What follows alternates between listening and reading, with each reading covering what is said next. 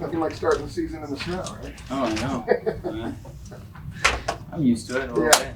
Being from New Mexico, we've had a little bit. I've had playing high school ball in 18-degree weather, so a long time ago, but still pretty used to it. So. You look at this roster, there's a lot of AAA and Major League experience. Is that just going to give you guys a little bit of advantage right off the jump because a lot of guys have already played at this level? Oh, I'm sure. And plus, just when you look out throughout the organization, we just have a lot of talent now. A lot of talent. And you've seen it last year, how it's starting to come up. And we just want to set another example here to where we can be a winning ball club and a winning organization throughout, from the big leagues all the way down to, their complex league. So last year, you guys gave up the fewest amount of runs, which is saying something in this ballpark where the ball travels. How much pride did you guys take in that?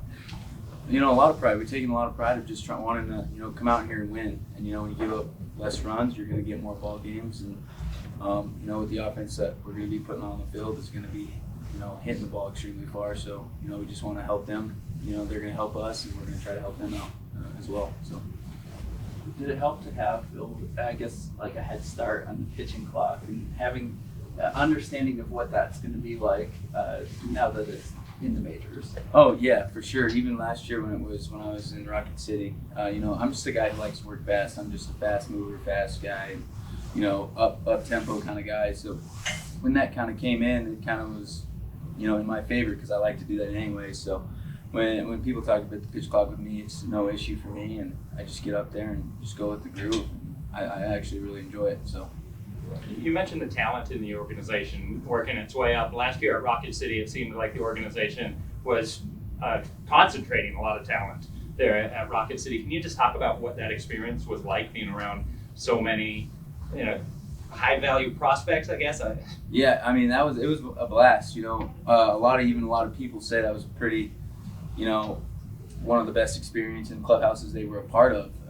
Old veterans being down there, and they said that we were pretty fortunate because down there that clubhouse was just phenomenal. We came together, we won a lot of games, and it was a fun year. To clinch both division, both half champions was great, and just to be around that, and that's what we want to strive for throughout the organization. So we set an example, and hopefully it follows. We find that a mindset of winning games at every level throughout the organization is important, and building and teaching guys how to win and how to prepare to win. 100%, because when you're teaching kids how to win, in my opinion, you're getting developed really well when you're winning at every level. Because when you're winning at every level, that means people are developing into stars, and that's what we want to be. And when we can have that kind of expectations down here, it's just going to be easy to feed up into the clubhouse up in the big leagues to, because we've already been in an environment to win, and we want to, win up there because that's the ultimate goal. So when you have that, and and we can set an example in every clubhouse to win like that, it's just going to be, it's just going to be changing the organization for, hopefully years to come. How nice is it to have this new CBA where throughout minor leagues, the housing conditions, medical, salaries, everything's going to make being a minor leaguer that much more comfortable. Yeah, when you see the change happening, it's good. It's good for the sport. It's good for us. It's just good for all around. And when you just see changes like that happening, it's just awesome to see, and it just helps us be, even more, comfortable just being able to go out in the field and just, put everything to the side and just play baseball and, putting our best effort out on the field just helps that much more. Chase, you had a brother that played here at the University of Utah. This was his home ballpark. When you found out you were coming here, did you have a chance to ask him for any advice on pitching here? Yes, I have. He crushed the ball here, so he just has that, and we always get in arguments. So he really didn't have a whole bunch of advice from being a hitter. But yeah, I mean, when I found out I was coming here, I told him, and actually I'm living with him now because he's still a resident here. And actually when I was in high school, this is where I wanted to go. So, and just being around here, I've been, around Salt Lakes enough, so I've kind of feels like already a second home. So I'm already pretty comfortable around. And, to have him here to ask for some advice on the ballpark, even so, I'm probably going to go home and ask him tonight, on some things that tend to happen here and, different times or different start times and what happens and what tends to happen with weather. but yeah, it just makes it more that comfortable when I have him here to, support me and, be at every game I throw at, and just a good baseball mind that I can, ask for questions. Is tomorrow your first opening day start? In professional baseball, yes. Yes, it is. What are your thoughts on automatic balls and strikes? Does it change your approach to the pitcher? No, not really. Just because you can't really control what the strike zone, if an umpire is, or what the automated thing is set up to be. You just got to go out and have a mindset where you're just going to attack any hitter in there, just throw it in the zone and attack people to the zone, because you can't really control what's a ball or strike, and you haven't been able to, because the umpires have that control of whether it is going to be a ball or strike, and not us on the mound. So we just throw it. So whether an umpire's calling it or the automated thing is calling it, it's just the same game pretty much. Just so it doesn't change my mindset at all. Just going to go out and attack the hitter and try to get everyone out. Does it make it easier at all that there isn't like a rotating zone that could happen throughout a game? Yeah, plus, when sometimes it is a rotating zone, and sometimes it helps you in a way. It helps the pitcher out more sometimes than the hitter, and sometimes it's the opposite. So it's like one of those things, like maybe, throughout the game it's going to be more consistent. Like if you hit a spot, then you can go there and you probably know it's going to be a strike again, which is pretty nice. But, ultimately it's just still going out there and executing the game plan in the same way, same portion, just trying to get people out. What's your pitch mix, and how, if at all, has that changed since you were drafted?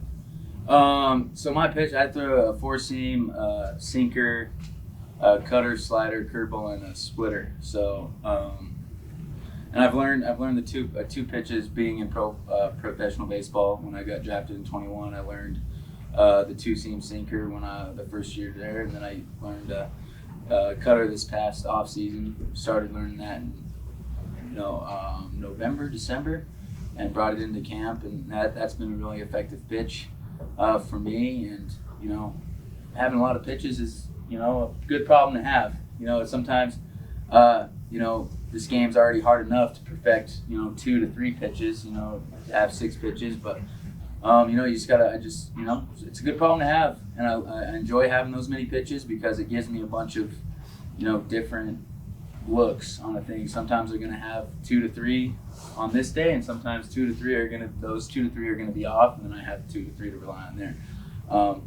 But it's changed in a positive way to where I've gotten more ground balls and double plays with the sinker, which that's what they wanted, and then to another ability to attack a left-hander and the right-hander with the cutter. So that's something harder that still moves like a slider, rather than my other regular sweeper slider. But it's built upon, and I'm really getting comfortable with it, and hopefully just to continue to build my craft here and learn how to pitch even more here. So Do you have a go-to pitch with the game on the line, or does it depend on the hitter in the scouting report? Depends on what's on that day and what hitter's in the box, and all depends on there's just a bunch of different aspects that go into like a chess match between the pitcher and the hitter. So it all depends on, some days I'll have my sweeper that's really good and really effective that I want to be able to go to in a pitch to get somebody, like for a big strikeout.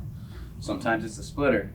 Most of the time it's a splitter, I'd say, but to be able to get a big strikeout. But, it all depends on what the hitter is and what I'm feeling that day to, execute. What's the feeling like of opening day? Does it ever get old? Never gets old. Every time you walk in the locker room and put on the jersey for the first time in any season is, great.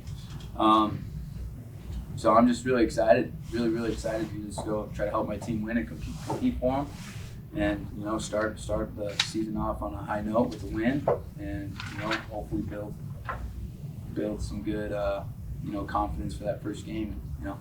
I'm excited, really excited. How did you get into baseball as a kid? So when I was younger, looking at my older brother, I saw him play. Growing up my whole life, but I started playing when I was 3 years old, T-ball in Farmington, New Mexico, and just watching him play the game, he's still my role model to this day. How he is as a man and what he does for his family. But just looking up to him my whole life, he really got me into love the game of baseball, and the work he put into the game just was phenomenal, and I just wanted to be like him. So I tried to follow in his footsteps, and I have for the most part, and I've learned from him to get where I am today. And watching him play baseball really helped me fall in love with this game and what I've given it. So.